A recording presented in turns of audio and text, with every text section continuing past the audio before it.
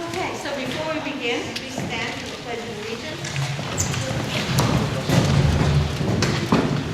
I pledge allegiance To the flag of the United States of America and to the republic for which it stands, one nation, under God, indivisible, with liberty and justice for all.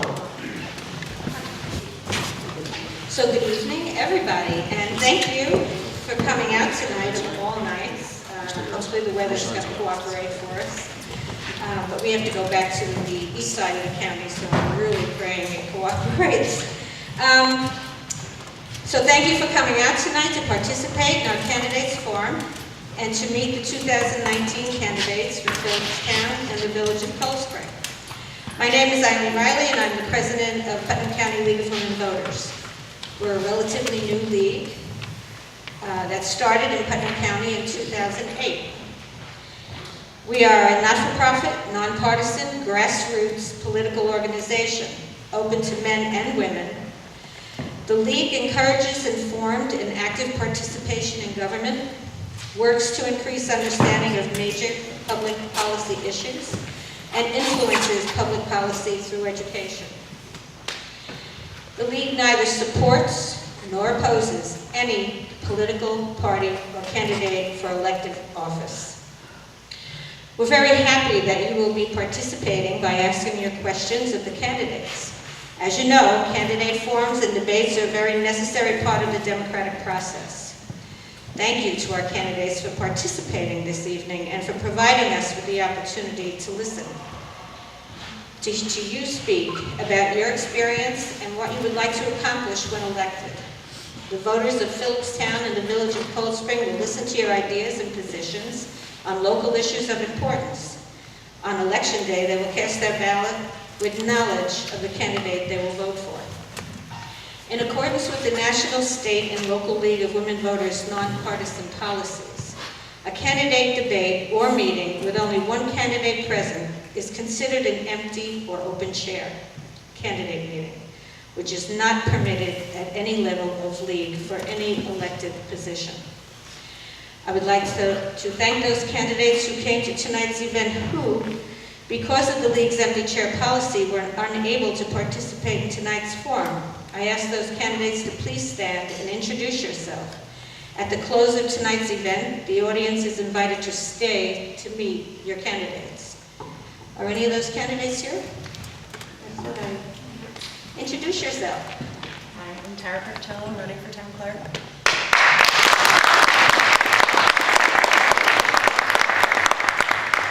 I think Camille Linson was planning to attend. She was up top greeting people. Okay, so she will stay and you can speak with those candidates after we end our forum. A reminder to all that this year, New York State has 9 early voting days that run from October 26th through November 3rd. Early voting will take place at the Putnam County BOE office in Carmel this year. Additional information on early voting times is available at our league table in the back there. You could recognize it, the signs, I'm sure. November 5th is General Election Day, and voting on that day will take place at your usual polling location. I just want to say, as you enter the room tonight, you were provided with index cards for you to write down your questions for the candidates. We request that you specify which race your questions are directed to, and that you may include your name if you're comfortable doing so. You don't have to.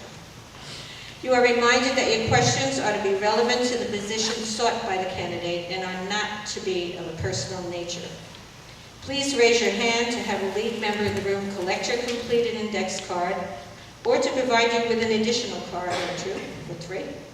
All questions will be vetted by league members who will sort out duplicates, any questions of a personal nature, and to assure legibility before being forwarded to the moderator, who will read the questions to the candidates. Light refreshments are available at our table in the rear of the room. A league donation container has been set up at the refreshment table and also at the league literature table. We ask that you please make a donation to our league to assist with the cost of this event and the other events that we do for the county. the towns.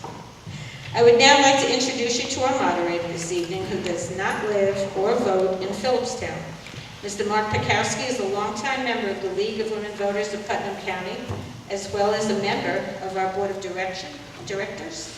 Please give a warm welcome to Mr. Mark Pikowski.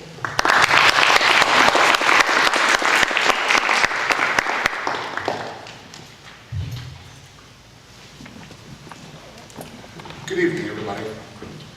My name is Mark Pikowski, and as you heard, I am a member of the League of Women Voters of Putnam County. I live in Mayapack, and I will be your moderator tonight. Tonight is your opportunity to listen to all of the candidates who are on your ballot and hear their views on issues. We are videotaping tonight's event, which will be shown in its entirety on our League of Women Voters Facebook page, unedited. Links will be forwarded to the candidates within a few days, who are reminded that the League of Women Voters video may be used in its entirety only. Before we begin tonight, once again, I'd like to remind everybody, please take a moment to turn off all your personal electronic equipment, particularly cell phone ringers. We don't want to interrupt the candidates while they're speaking. And please know that nobody but the League's own professional videographer is permitted to record tonight's forum. Photographs, however, are permitted. The League of Women Voters of Putnam County have produced an online voters guide. All Putnam County and town candidates who responded to the League's invitation to participate in the Vote 411 voter guide are included. I realize that many of the people in the audience tonight may be fiercely partisan. However, I and the League will insist that the candidates and the audience treat each other with respect. Personal attacks, calling out, or the use of signage will not be allowed. Those who do not comply will be escorted from the room. It is the job of the audience to listen. For the candidates are here to engage us, and you are asked again to write down any questions you have on the index cards that were made available upon your arrival. League members will pick up your completed index cards if you raise your hand and deliver them to our members, League of Women Voter members, who will vet the questions before giving them to me to read to the candidates. We ask that you all listen respectfully to each candidate's answers. In the interest of time, please hold your applause to the end of the event. Bear in mind that we may not have time for all of the questions. This meeting will conclude no later than 9 p.m. The timekeepers for this evening event are seated in the front row. Raise your hand, timekeepers. A yellow card will be held up for the candidates at 30 seconds, and a red card when the allotted 2 minutes is up. The format for this evening will be as follows. Lots were drawn to determine which candidate will speak first during opening statements and the reverse closing statements. And as you can see, Mr. Flaherty has been designated number 1, Ms. Farrell number 2.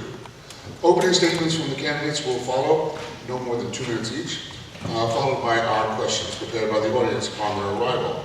The audience is asked that your questions be able to be read in 1 minute or less.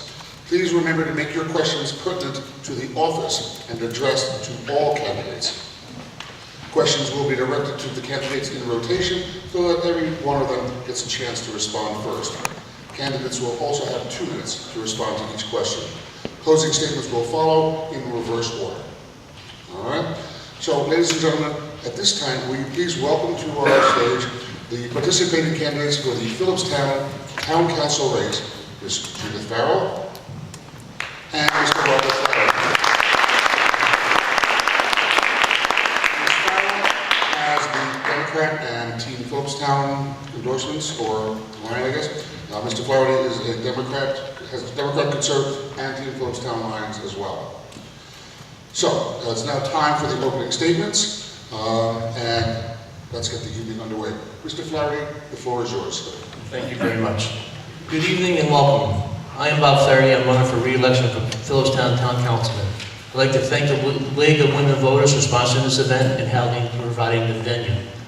I can't think of a better location to hold this event, as the school is the heartbeat and soul of our community. Teachers, administrators, parents, grandparents come here on a daily basis. Teachers to teach, children to learn, parents that come to drop off their children or attend a sporting event, a music concert, an art show, a drama event, or school fair, or other activities. I spent 13 years roaming these school halls.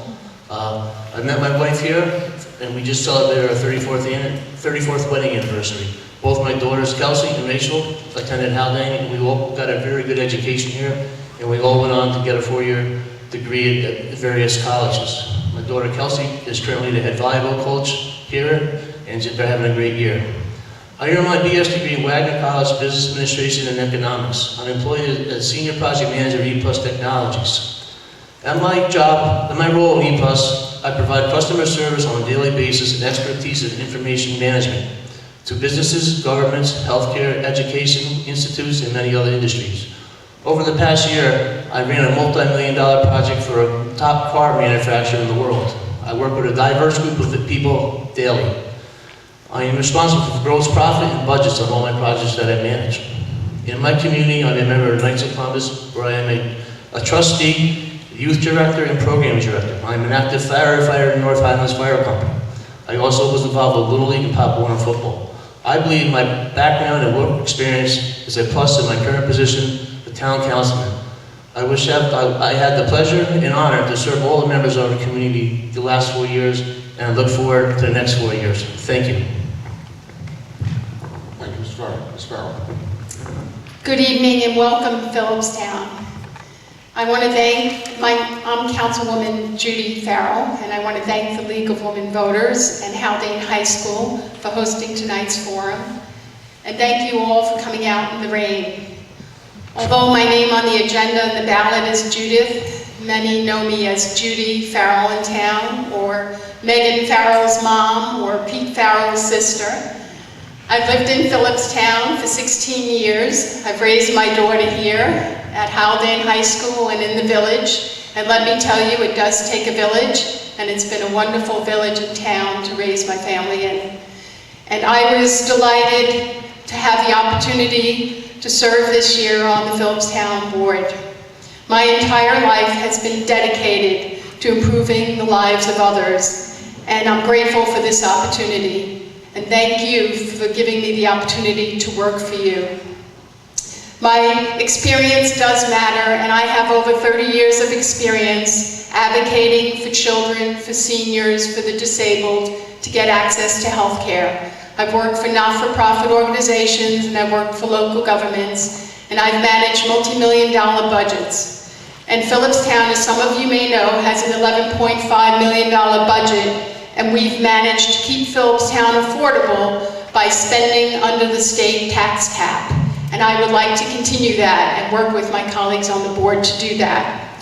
I've also helped pass a moratorium to stop any vape shops from opening in Philipstown.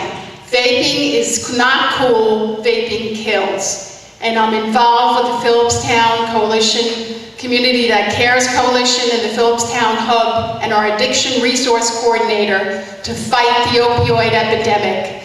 And I'm advocating for increasing our efforts on the town board in that area, and I'm happy to work to preserve the beauty of Philipstown by stopping overdevelopment and by stopping environmental threats. Thank you. Thank you. We'll now turn to the questions that have been submitted by the audience. Ms. Farrell, you'll get a chance to respond first. The first question this evening is, what do you both see as the responsibility of a member of the town council? The town council represents you in managing the town budget and all of the town functions that serve our community. We have a wonderful recreation center, the Philipstown Department of Recreation and Parks. We also have a wonderful highway department. We have conservation, planning, and zoning boards, and we have a responsibility to ensure that we preserve the beauty and quality of life in our community by managing the boards and working with the boards, as well as all of the staff of Philipstown, to provide the best services possible. And we are here on a part-time basis. There are lots of background details about managing a town that might not be evident, but you know if your roads are not paved, and you know if your children can get to a program at the rec center and have senior services or senior luncheons provided. All of that happens under the auspices of our town, and I'm proud to serve our town. Mr. Clark? Oh, thank you. Yeah, so as a town board member and being a town board supervisor, 5 of us, we govern the town. We make the laws and regulations. We listen to people. If people have concerns, they come to us. We have workshops on it every single week. Our doors are open to everybody. Our job is to manage the government and also the budget. I think we do a very good job on the budget. We keep the tax cap at a 2% as mandated by the state. If you didn't do the 2% tax cap, you wouldn't have received that tax rebate check you just received a few weeks ago from New York State. We have a very good team in place now. Carl does a great job on the highways. Richard does a great job as supervisor. And us on the town board, we listen to people, we take their concerns, and we don't just act on them right away. We think about everything, we discuss everything. Also, too, a big project we have going on right now is going to be the renovation of our town hall. The town hall is probably going to be closed for about a year or so. We relocated the court over to the American Legion building, and we're in the process of moving everyone else from the town hall down to the old VFW building. We understand this is going to be an inconvenience for our community, but it's something that needs to be done. Once this project is completed, we'll have an ADA compliant building, and people will be able to use our town hall as it should be. Right now, people can't get upstairs. We have our meetings located all over different places in our community. Once this building is done, we'll have all our meetings upstairs in the courtroom. Thank you. Mr. Clark, the next question will be with you, sir. What infrastructure upgrades do you both, for the town, will you both work to accomplish? Okay, I kind of just answered that, but the biggest infrastructure project we currently have, as indicated, is a town hall. This is going to be like a $1.5 million project. And like I said, it's going to be over a year. We just got all the bids. We just awarded the bids just the other day, and we look to start this project around the second week of November. Another big infrastructure project we have going on in the very near future will be a new highway department building and garage as well. That building has been up there ever since I was a little kid. I'm sure it's and Carl can attest to this, it needs a lot of work. So that's another big project we're going to be doing as well. So those are 2 big projects we have going on. Also, too, another project that should be coming in the very near future, hopefully early next year or the middle of next year. We're looking at doing solar power panels on the rec center. This was in progress of last year, but we ran into a few little issues, so we had to postpone it. So that's another big project that's going to be implemented hopefully in a year or so. With that, if that goes the way as expected, the rec center will be actually negative using electricity. We should be positive on the electrical side of that bill of that. Thank you. Ms. Farrell? I actually was leading the initiative for the town on replacing all of the lighting at the Philipstown Rec Center, which, as many of you may know, that's one of the largest buildings in the town and was consuming a lot of electricity. And I worked with Central Hudson and with the vendor to install LED lighting throughout the rec center so that we would save energy, and it also is cost efficient for the town and resulted in savings to the town. That was a significant infrastructure project. I also, one of my dreams serving on the town board is really to have more bike and walking trails in the town, and I see that as an infrastructure issue. I mean, if we could simply walk to Boscobel instead of having to drive, if we could have more trails, walkable trails and bike trails in the town, that would be a benefit, I think, to everyone. Not just reducing our carbon footprint, but also a wellness initiative as well, because it's good for your health. Thank you both. The next question, we'll start with Ms. Farrell. Will you support Philipstown becoming a climate smart town? Please discuss your first steps, if any, towards that goal. Yes, I have supported the work of our town. We are a climate smart town. We have done a lot of work in this area. We just received a $15,000 grant from New York State.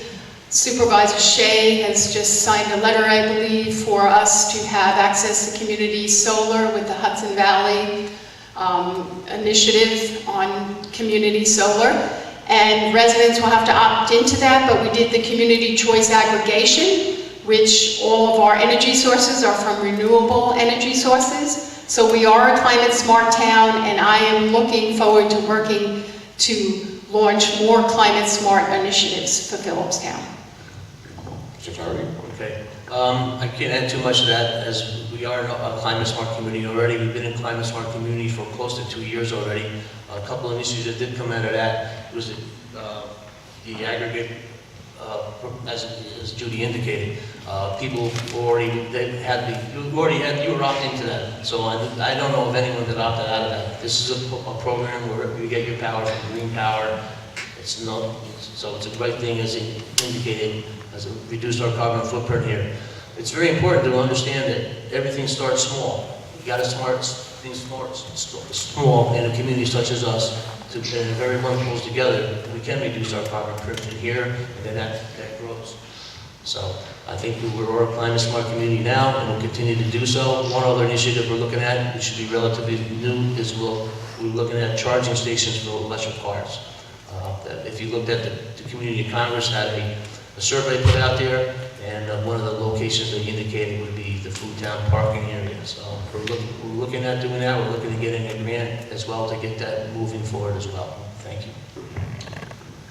We come to our final audience submitted question, and it is this. Ms. Farrell, Mr. Flaherty will get the first crack at this one. The question is this: what professional skill or skills do you use most in your work or volunteerism for the village or town? Okay, as I indicated, I'm a senior project manager at Plus Technologies. I work with people on a day-to-day basis, from all diverse types of people, different types of industries throughout my day. I talk to people every day. I'm a very negotiator. When I run projects, I have to deal with people on CEO levels. I have a very good background in financial. I'm responsible for profit and loss on my projects, and also I'm responsible for gross profit on my projects.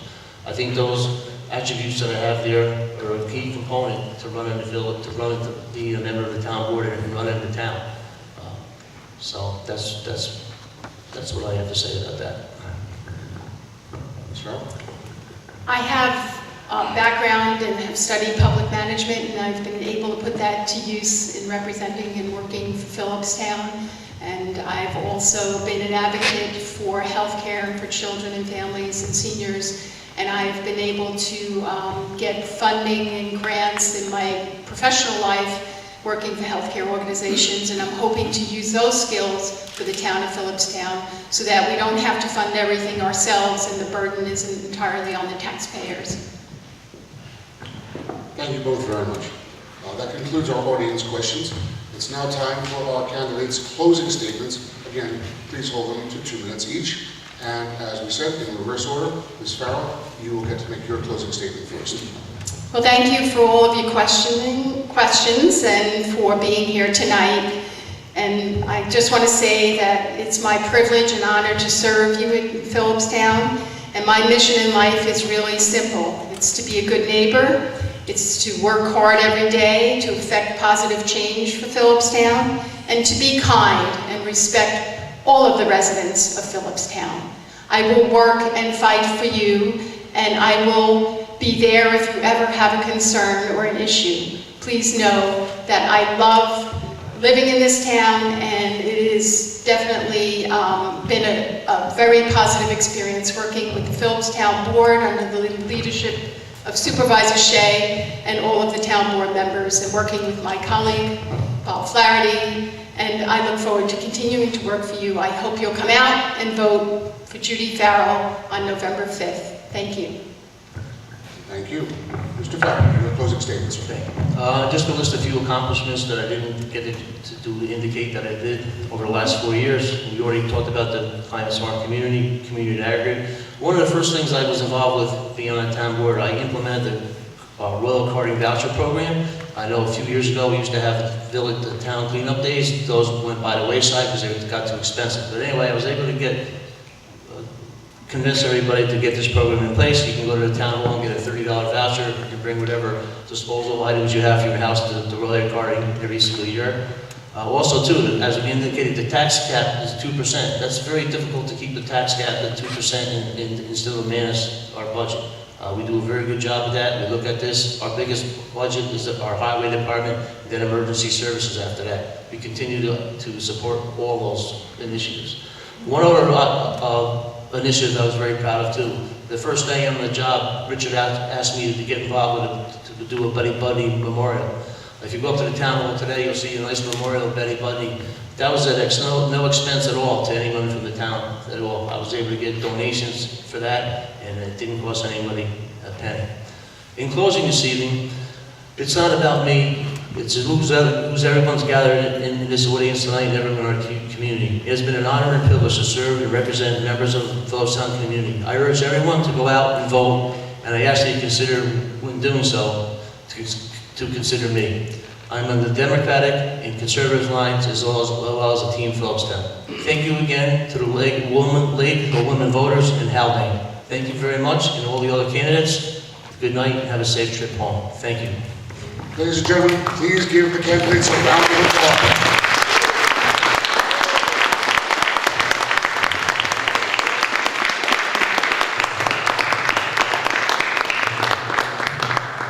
Ladies and gentlemen, we're going to take a short pause while we set up for our next debate. Again, please.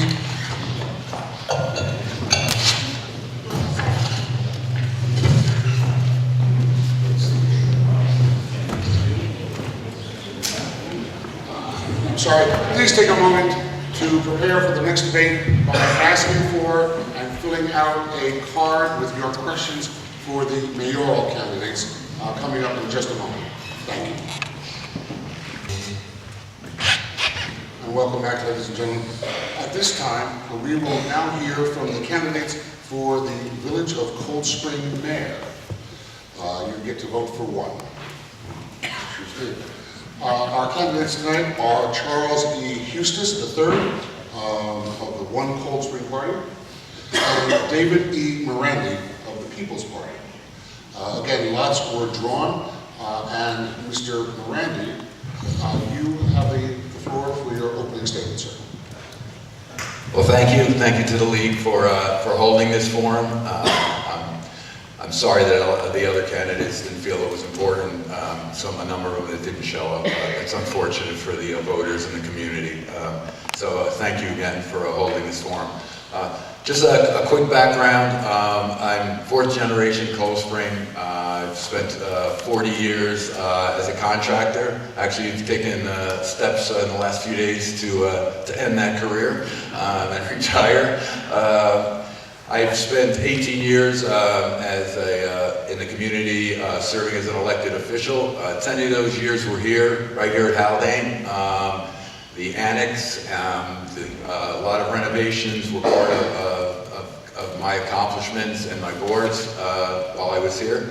I was president for 5 years. Then went to Philipstown and was there for 3 years.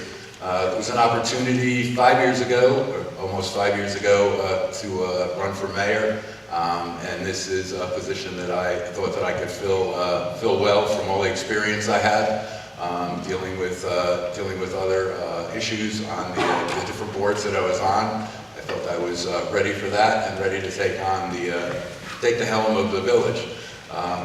It's hard to go over accomplishments that I have and use the I word all the time because, as anyone knows, if you're a mayor or a supervisor or anybody head of a company, that basically it depends on the people that you have behind you. And I am incredibly lucky to have some incredible, experienced, skilled, intelligent, and incredibly hard-working people working under me that make things happen. Two of the trustees that are running tonight, kind of unopposed, Fran and Marie have been an incredible asset to the village and to myself. Things will not get done without them. So as a team, we've really done a lot. I appreciate them. I appreciate everyone, and I ran out of time. So thank you all. Thank you, sir. Mr. Eustace, your opening statement. No, I'd like to thank Eileen Riley and the League of Women's Voters for having this forum and for everybody braving the inclement weather tonight. And I want to say, Dave, I want to thank you for sitting here and for the debates and things like that. So hopefully we can have a spirited discussion on the issues going forward and trying to improve quality of life for everybody in the community. I decided to jump into this race because sitting back and looking at Cold Spring being a unique village with wonderful people here, I said to myself, you know, you need some activities, you need some different things going on. I look at Dockside, it's a beautiful piece of property, a lot can be done with it. So I've been drafting and thinking things outside of the box, and I want to get forward and I want to present it to the public because I have ideas for the Dockside, I have ideas for the Main Street, for beautification, and just things in general that I think would make Cold Spring unique. And I know that people pay a lot in property taxes, and the last thing I want to see is people get chased out of here because they're paying a lot. So that's about all I have right now. So on with the questions. Thank you very much, Sean. We will begin our audience submitted questions at this time. And Mr. Eustace, you will get the first question first. That question is this: what are the top 3 things you would like to accomplish in office in order of priority? First priority would be looking at the existing firehouse on Main Street and coming up with a design that the community can jump behind and that we can all support. I would work with the board and work with the fire department to, like I said, come up with an approved design, have that design recognizing that the village owns the building, have it submitted to the Planning, Zoning, and the Historic Review Board for their commentary, and once a design is final that people can get behind and the board can get behind, then seek the funding for it. Whether it be by bonding the project or seeking Department of Homeland Security funding if possible, anything that could offset it so we don't have to chase people out of here by raising the taxes. We like to do it so we don't go over 2%. The second project in priority, I would like to see more use on the Dockside property. I met with Sandy Saunders, and when he showed me the design for a port for the home of the sloop Clearwater, I think that would be a good use of the property. And also having the Film Society maybe move them to the back of the property, have them show the videos there, movies, excuse me, not videos. And then the third thing I'd actually like to see is more investing in plants and trees on Main Street. I know that the iron gates around the tree pits are a good start, but I just think it needs a little more color and variety. But those would be my top 3 priorities. Mr. Okay, my first priority, which would hopefully not take too long, is to resolve the short-term rental, code that we have, and the issues that have come up with that, and to find enforcement. So there would be 2 parts. One, we need to come up and work on a code that can actually be enforced. Right now, there is some ambiguity in our code. And it hasn't been enforced, and as we all know, there's short-term rentals all over the village. So the first thing is to work on that and work out a compromise and work out something that I think most of the residents will approve of. The second, and probably more important, is in the long term, is to move along the dam repairs. Our upper dam repairs have been in progress for 10 years, I think, at least through a number of administrations. We have the engineering is already completed, but we have not come to an agreement with New York City DEP for the connection. This has taken several years also, and lately there is a little bit of light at the end of the tunnel because of the work that the aqueduct, New York City is doing on the aqueduct system, so hopefully we can get that connection made.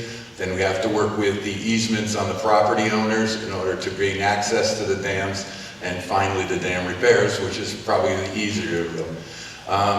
So those are the 2 top. My third is to see the CUC's work finalized. We have a team of very enthusiastic and tireless members working on revamping the entire code. This is important for everyone, for not only our government, but for the residents in the village, so that we have concise codes that we can follow. So my third would be to see that to final stages. Mr. Randy, you don't pick up your mic, you're first for this next question. The question reads as follows. Would you support the development of a teen center run for teens, by teens, as currently there is not much to do in town for our youth, as most businesses cater primarily to tourists and do not appeal to locals? Well, obviously, I would be in favor of that, and how we come to that, I think, has eluded everyone in the village for years. I don't know where we would be able to house that. I think that's the first problem. The village doesn't have any, doesn't have a building stock where they could offer. I think the people to run that and how that would come about, it's difficult to put all that together. We did have, I believe, one group that come to us said just do kind of an overview and ask that same question, and I'm not sure where that went. So to answer your question, yes, I'm in favor of that. I think it's a difficult task to fulfill, and I'd be glad to work with anyone that's working on that. And I think our board would be too. No, I would like to echo what the mayor just said about that. I mean, it's an important issue that the teens have something to do in this village. I mean, you don't want them out in the streets, you don't want them turning around and getting an access to drugs. I mean, we all know we have a heroin problem that's going on in this area. So if we can provide a center with activities and things like that, hopefully we'll keep them off the streets so they're not getting the access to drugs. What I would do is I would sit down with the board, come up and try to draft up ideas on locations and things, and then look to see if maybe partnering with the town or the county or something is a unified effort or something. I mean, it's a global epidemic that's going on right now, so the more people involved, I think it would solve the problem. Thank you. Mr. Eustace, you're up first for this next one. The question reads, most counties in New York State share sales tax with their municipalities. Putnam County does not. If elected or re-elected, are you willing to assemble a charter committee to explore means by which the village might be able to share sales tax revenue collected in the village? Mr. Eustace. What I'd like to do is actually, if elected mayor, I'd like to work, talk to the trustees and things like that, and send a delegation over working with the county legislator, Nancy Montgomery, and actually put a little bit of pressure on the county executive to see if we can get some attention over here. And I know it falls in a deaf ear a lot of times, but I mean, it's trying to work together. I mean, you don't see that too often in the world. But I'd actually think that if we get ourselves together on the map and put pressure on the county executive and the legislature to actually help Philipstown and Cold Spring and any projects that we have, using sales tax dollars, I think would be an asset to everybody. I mean, even a small percentage or something they could give back to help us, I think would go a long ways. I mean, that's my view on it. I mean. So I think we're one of only 7, I believe, counties in the whole state that don't share sales tax, which is kind of alarming. It's even more alarming and disheartening when Cold Spring is the center of tourism as it is, and the amount of people that come and visit our village and what we receive in return for that to offset the cost. There's no reason why, other than they would like to hold the purse strings and they would like to be the ones that decide where the money goes. I don't think that's quite democratic. We're putting and sending a lot of money to, as a town, to the county, and I think we deserve more back than $7,500 for our tourism to offset costs there. We do receive other, shared services, so that's not all we get, but I'm not sure how. I don't think you force them by going. I don't think that we're going to change their minds by having a delegation going over and talking to their board. We haven't had success in other ventures we've made over across the county, and so I don't expect going over there and pleading our case would actually work.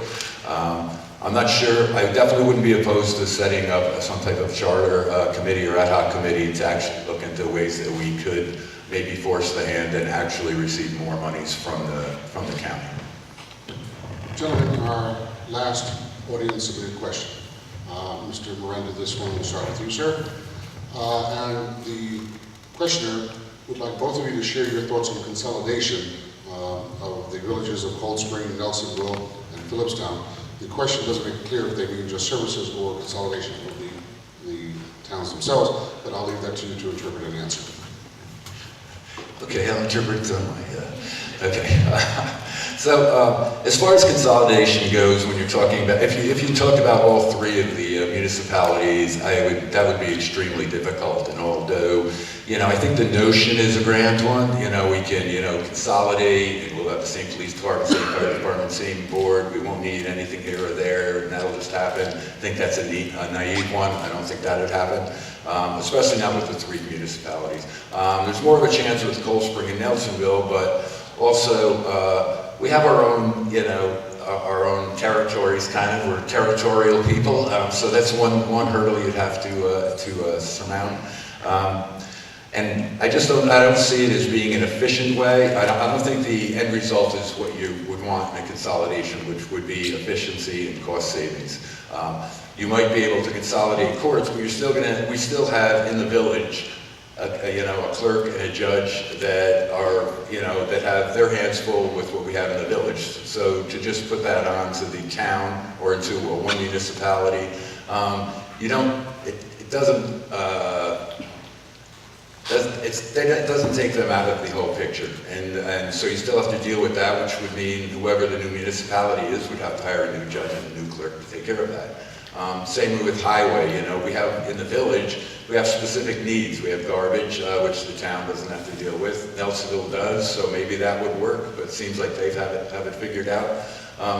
So if you combined all three of them, then costs would be reflected on bills for the whole town, unless you start breaking down, the municipalities and who's paying what, which brings you back down to where you are now, I feel.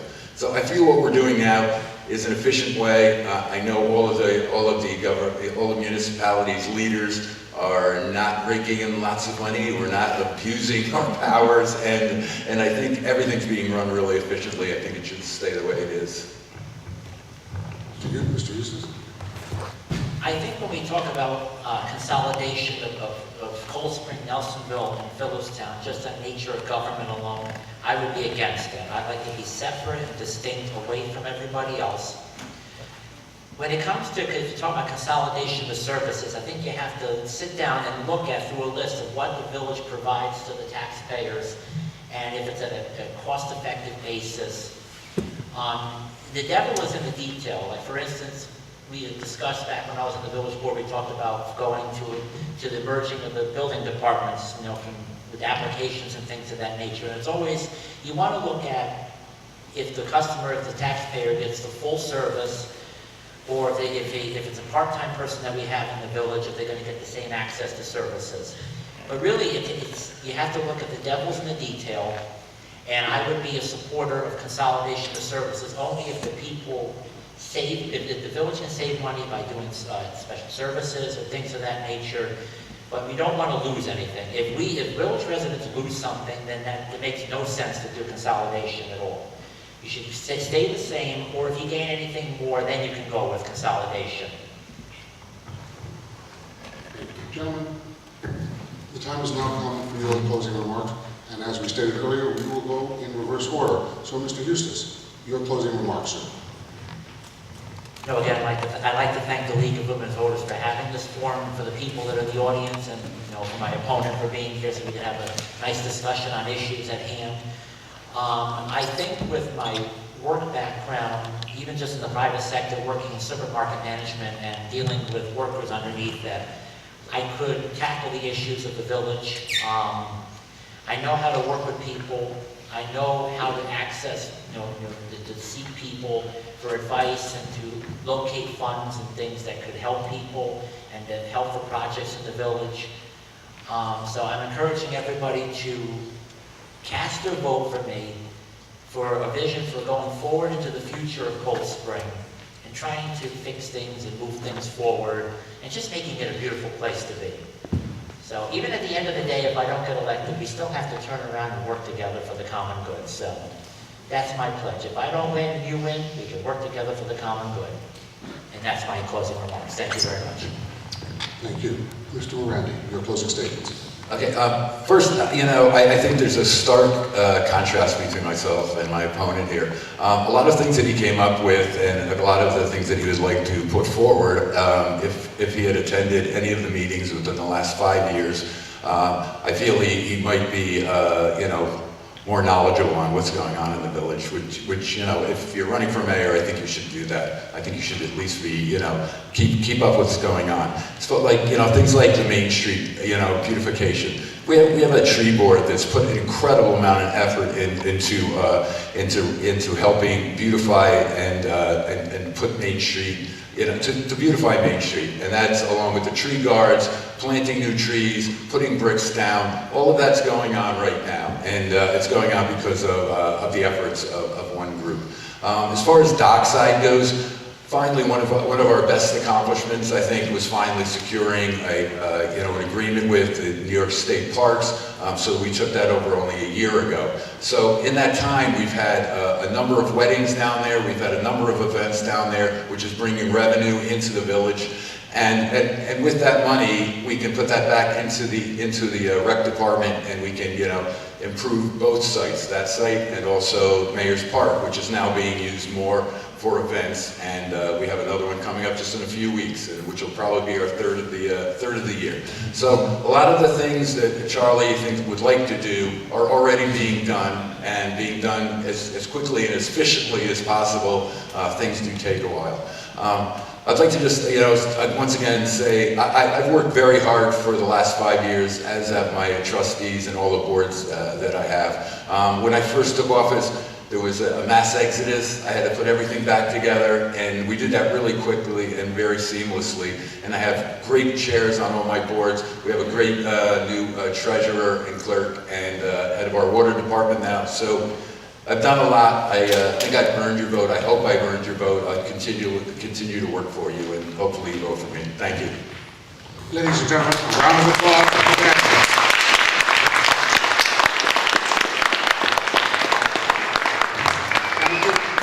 Once again, we will take a short pause while we reset the table for our final debate of the evening.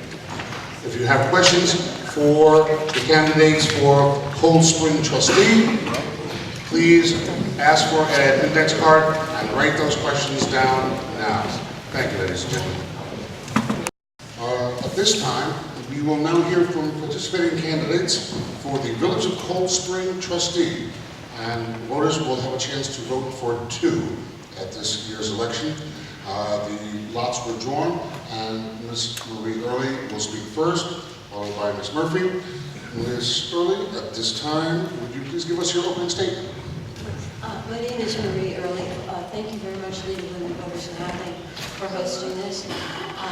My parents were born here. I was raised here. I have a degree in mathematics. I went off to become a systems programmer, working for IBM for 30 years in Poughkeepsie, Kingston, Perry, North Carolina, and Bethesda, Maryland. Over that time, I had increasing responsibilities, ending with an organization of 400 people that I managed in Bethesda, Maryland. I retired from IBM and then went to work for Morgan Stanley, where I managed their referential market data organization. I retired from Morgan Stanley after 10 years and returned to my hometown of Cold Spring. After my retirement, I continued to do consulting for financial firms in New York and Boston. In my spare time, I work for my sister Susan at a paint store. I also volunteer at the Chapel Restoration. I'm on the board there, and I'm also treasurer. I guess that sort of summarizes my life history. And this is my friend. It's over to you. Good evening, everyone, and again, thank you to the League of Women Voters, and thank you to all of you who came out tonight to listen to us. A little bit about me. I was not born here. I'm not a 4th generation here. I was born in Boston. Go Red Sox. We're not talking Red Sox this year, but we may not be talking Yankees soon. On that note, my husband and I moved up here from Brooklyn we bought a house in Cold Spring in 2000. I am educated. I have a bachelor's degree in math with a minor in education and an MBA from the Zicklin School of Business at Baruch College. I've got over 40 years of business experience ranging from accounting and international finance to my last position as Director of Graduate Admissions at Baruch College's Zipline School of Business. I've experience in management, both of staff and projects, data analysis, and decision-making. In July of 2012, I retired from Baruch. From my position as Director of Graduate Admissions, I'm still involved, however, there. And over the past 7 years, I have been a mentor there through Baruch's Executive on-Campus program, where they have the academic year-long mentoring program, where each year I mentor an undergrad student, getting them through things like resume writing, picking classes, what to do with the rest of their life, which is not an easy thing to mentor about, but you know, how to just speak to people, how to just sell yourself if you're looking for a job, and so on. Anyway, after retiring, I was sort of idle for about a year, and then walked into the village office one day and asked if Mary Sari needed any help. Mary Sari, our previous village clerk, was phenomenal. I learned a lot from Mary. I volunteered in the village office for a little over a year before I became a member of the Recreation Committee, and finally was elected into my first term in March of 2015, and I think I'm getting signals that I'm pretty much finished. So that's my opening statement. Thank you so much. Thank you both. Thank you both very much. We will now turn to the questions submitted by our audience. Ms. Murphy, you get the first shot at the first question. And the question is this: within the past 4 years, what village projects are you most proud of participating in? I happen to have a list. As I looked through the things that we started discussing in March of 2015, and I looked at what we've accomplished so far, the list went on for pages. One of the things that we're really proud of is the fact that we've accomplished and completed the Main Street project that had begun in 2009 under Mayor Anthony Phillips. It had gone through a couple of iterations before we finally got to the point where we were running out of time and needed to get it finished. The Main Street project is finished. Now we're at a point where people can push baby carriages up and down from one end of Main Street to another without having to go up and down large curves. People in wheelchairs and walkers can get around easily. In addition, projects such as the Dockside project, where we finally got the ability to use Dockside and to watch over it. And I worked on the rental agreement at Dockside, which is now a template for the rental agreement that we're using at Mayor's Park. Worked on the boat club, the cleaning up of the coal tar that was underneath the boat club building. Excuse me. And making sure that that was clean. The building came down, and now we're negotiating with the boat club for a new contract so they could go into the future with that. I won't go into all of the things because we accomplished things as a group. I will leave some for Marie, because I know that Marie has some that she would like to speak about also. So I'm going to pass on to Marie. So for the Main Street project, the way we worked it was Fran was the inside person, I was the outside person. She kept track of all of the agreements, all the money, etc. And I got to work with the construction crew. So I got to see the cement board. I got to make on-the-spot decisions about that. I think we're both very proud of the way Main Street looks now.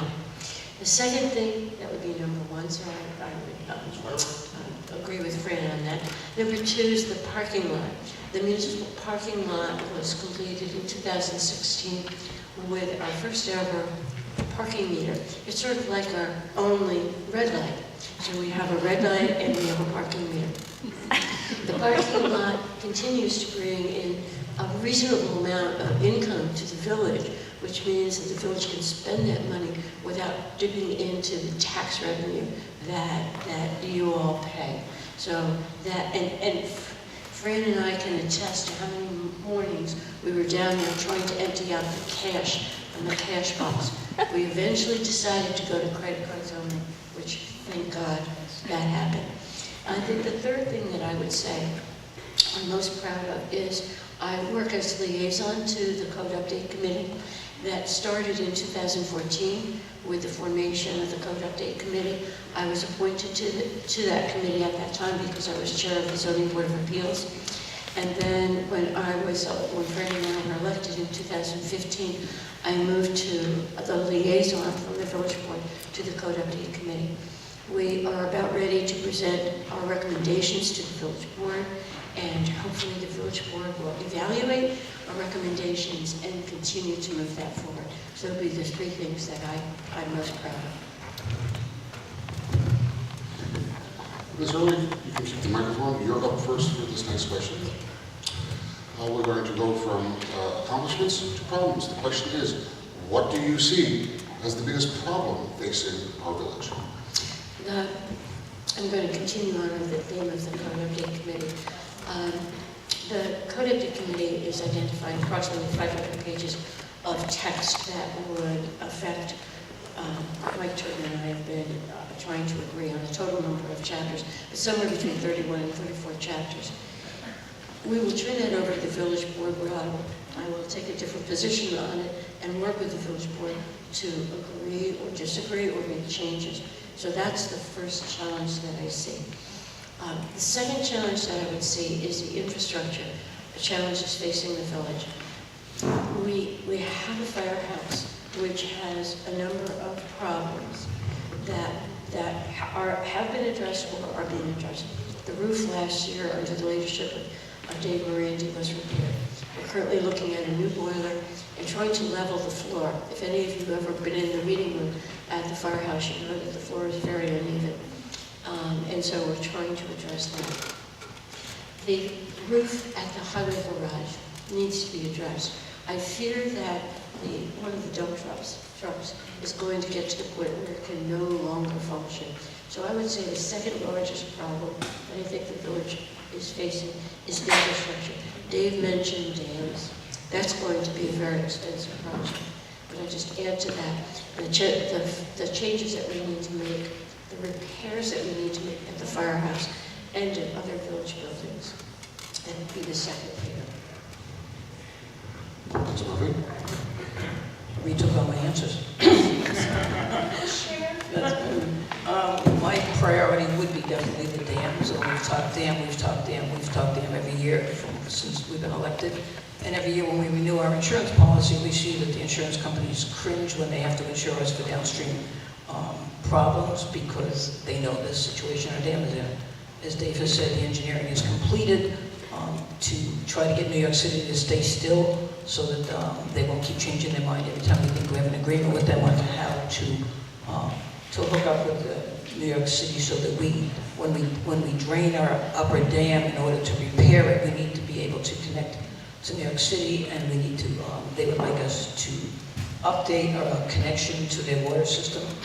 Every time we think we have what they want, they change their mind, so I think we might be close to being there at this point, and then, as Dave said, negotiating with the people who live around. So the dam to me is a major priority. Also, as Marie said, our buildings, the village office building, which has had some renovations recently, we had a new roof because we had a major leak, and for those of you who have been in and out of the building in the past couple of months, you would have noticed that the courtroom had no carpeting for a number of months because the carpeting got ruined with the leak from the roof. So once we got the roof completed, we just got new carpeting, and thanks to Mayor Morandi, the office building got painted because he did it all himself. So the village office, as well as the firehouse and the highway building, our infrastructure is desperately in need of trying to keep it together because the buildings are old. And then every time we turn around, there are more streets that need more repairs. We're working now to do Garden Street, which is in line pretty soon to be repaired, and then I believe Fishkill Avenue. I'm sorry, Fishkill. Okay, drainage on Northern Avenue, and I'm getting the stop sign, so that's where I stumble, and I'm out of here. Thank you. Don't put down the microphone, Ms. Murphy. You are first up for our next question. According to this question submitted, sometimes people in the village say, the village suffers from, and this is in quotes, analysis paralysis. How do you respond to that? Analysis paralysis. I'm not quite sure if they're saying that we are analyzing too much or we don't analyze enough. So the village suffers from analysis paralysis. I will answer it as if person thinks we maybe be dragging our feet to do things, which, as Dave has said previously, things take time. We need to analyze things. We need to make sure that we're all on the same page. We need to, as we heard, and I will bring up one thing that I probably will shoot myself for bringing this up, but the Dan Scammer project over in Newburgh. When we heard from people, my take on that was that we hadn't seen both sides of that. We hadn't analyzed it enough, so maybe some people may think we analyze too much. Some people may think we don't analyze enough. And in some cases, I think we need to be at a point where we are making the best decision. And in order to make the best decision, it sometimes takes time. And it's not just what you see for our 1 or 2 hour meetings a couple of days a month, of the back-end work that we do to try to get the information that we need to get things done, which I think is really important to make the right decisions. There's probably something specific that the author of the question had in mind. I know that Fran and I spend a lot of time with our fellow trustees and with Mayor Morandi trying to determine the best course of action. The one that most immediately comes to mind was the request to allow residents of the village to park in the municipal parking lot for free overnight. And we were ready to approve that for Monday nights through and including Friday nights. When some residents asked that, we also approved Saturday night and Sunday night. So we went back to the data, because we do have data, and we were able to demonstrate that the parking lot does not get to capacity for 20 cars until 9 p.m. or after on Saturday and Sunday nights, using a sample of a June, a July, an August, a September, and an October date. So yes, we analyze to try to come up with the best answer that we can to the questions that we face. Thank you. We come to our final question for you two ladies tonight. However, before we ask the question and turn to our closing statements, I'd like to just inform the audience that after this debate concludes, we will be making some remarks for our video record. So we ask that you please stay in your seats until the very end of our proceedings tonight. Ladies, last question. And Ms. Hurley, you'll go first on this one. How will you ensure transparency of village decisions with your community members? Well, I think that the village board has an excellent record of transparency. Since Dave assumed responsibility as mayor and Fran and I as trustees, every single village board meeting is videotaped, is posted on the village's YouTube site, and is sent to the town for posting on the cable network. Every single meeting we have minutes recorded, the minutes are reviewed, and they're posted on the village website. All agendas are posted ahead of time on the village website. So I think we are as transparent as possible in terms of the public meetings that we conduct, where we have data that we're looking at or information that we evaluate at a public meeting. That information is made available to attendees in a package on a table in advance of the meeting. So I think we are very transparent. To add to what Marie just said, in addition to the village board meetings being videoed and on YouTube, also the zoning board, the historic district review board, the planning board, and the code update committee public meetings have all been videoed and are all available on our village website. We have open meetings. Our meetings are all open, open. Anybody who can come, and I understand because I worked for a number of years when I first came up here, that rushing home from the city to try to get to a 7:30 meeting at night is not an easy thing, and I would have had no interest in doing that when I was coming off the train. Therefore, we do have videos, but if you do wish to come to any particular meeting, they're all open, and the calendar is on our website. In addition, we do have a village Facebook page, which at this point is just noting items of importance. For example, different different garbage collection days, when the leaves are being picked up, if there's a special meeting, and so on and so forth. So I believe transparency is not an issue in this village. If anyone feels that it is, please stop and let us know. And we will point to you ways to do it. We will invite you to come. We can always fill you in. I think as you saw from our latest meeting on the short-term rentals, when there's an item of interest in the village, we do get a great turnout. We have received a very good number of letters since that meeting on both sides of it, and it continues to go on, which has informed us to help us make a decision. So when people are interested in something, they will come to a meeting, and I understand, as I said, meetings are not easy to get to, but they are available on YouTube, so please feel free to look at them. Thank you. Thank you, Paige. It's now time for your closing remarks. And with what we said earlier, Ms. Murphy, you get your chance first. Okay, as I was preparing for this meeting, I pulled out a couple of folders from 2015 and 2017 from those campaigns, and I reviewed my notes. I reviewed what was of interest to us and what we thought were important at those times. As I looked down the list of everything that was important to us that needed to be accomplished, I was amazed at how much of it we have actually done. We've mentioned some of the things this evening. A few others would be that we've put your water bills online, so you can see your water bill, you can pay your water bill online. We've updated the employee handbook, which needed desperately to be updated.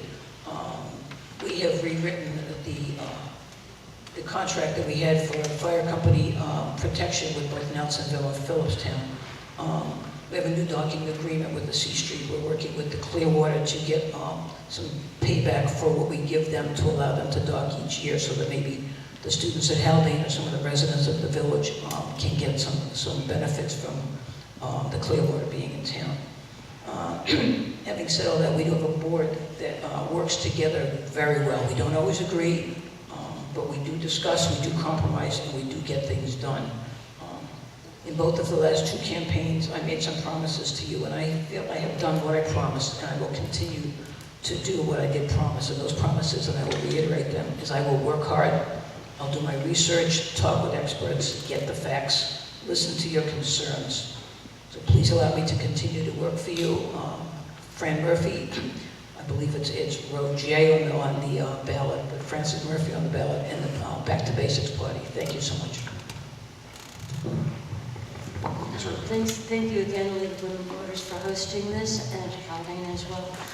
I care very deeply about this village. I returned here because I feel so deeply about it. With my skills, professional experience, and history of dedication to the village, I feel I can continue to make significant contributions. So what I would say to you is vote early and vote for early. Oh! Thank you again. Thank you again for coming tonight.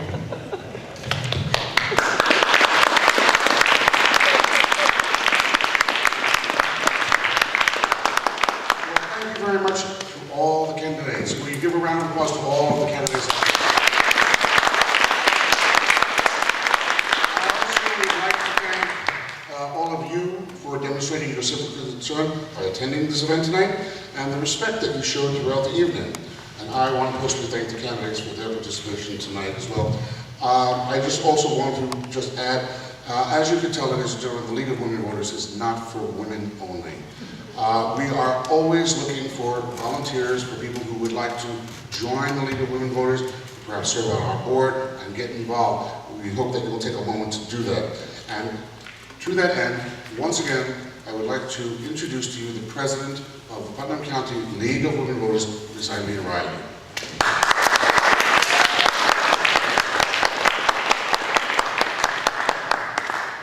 Well, I want to thank everybody also. So thank you to our audience for being here this evening and participating in the candidates forum. We had a lot of good questions tonight. And thank you, candidates, for providing the voters of Philipstown and the village of Cold Spring the opportunity to voice their concerns and desires for their town. It is our hope that this event has provided the residents of Philipstown the opportunity to make a more educated vote on Election Day.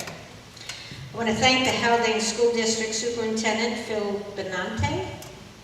Is that how I say it? And School Administrator, I believe, Jess DeMarais, for allowing our use of their auditorium this evening, and for their assistance in making tonight's event possible. Thank you, members of the Putnam County League of Women Voters, and to our Voter Services Committee members, Julie Boyd, Phyllis Honig, Susan Lunning, and Nita Platterati. Thank you all for your dedication and diligence in organizing and participating in tonight's event. I want to say thank you to our timekeepers, Lillian Jones, Jane Weiss, League members, and thank you to the League vetters, Susan Lunning and Lydia Langley. And also, I just want to say thank you to our videographer, Mr. Zachary Cosentino of avidata.net, who does an excellent job. Very good. I ask that you assist the League in conducting these candidate forums by offering a donation tonight. Our donation jar is at our League literature table. It's also at the cookie table. If you would like to become a League member, our member applications are also available at the table. Please be sure to vote for the candidate of your choice during the early voting days or on the general election date of November 5th. The League of Women Voters of Putnam County Candidates Forum is now ended. However, as I said earlier, the candidates who were unable to participate because their opponents were not available to attend are here. Camille Linson, who is a candidate for Putnam County Judge. Come in, Camille. And we also have Tara Percacciolo, who is running for the office of Town Clerk. Please, audience members, stay, meet these candidates, talk with them back at the hospitality table, the cookie table. And thank you all. Good night.